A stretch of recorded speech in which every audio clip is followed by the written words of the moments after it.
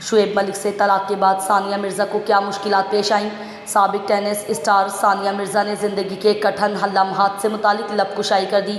बॉलीवुड की मशहूर फिल्म साज फराह खान के साथ अपने YouTube channel serving it up with Sania में टेनिस स्टार ने अपने साबिक शौहर शुएब मलिक से अलहदगी के बाद ज़िंदगी के तकलीफ़देह मरहले से मुतालिक गुफ्तगू की। बेटे की अकेले परवरिश में मुश्किलात से मुतालिक बात करते हुए फिल्म साज फराह खान का कहना था कि सानिया अब सिंगल वालदा हैं। सिंगल वालदा होने से ज़्यादा मुश्किल काम और कोई नहीं। हम सबके साथ हमारे सफ़र हैं और हमें इस चीज़ का इंतखाब करना है कि बेहतरीन क्या है।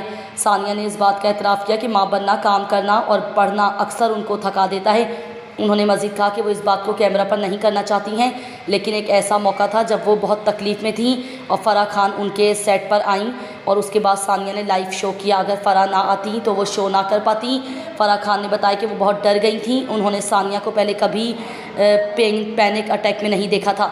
वाज़ेह रहे शुएब मलिक और सानिया मिर्ज़ा के दरमियान जनवरी 2024 में तलाक हुई।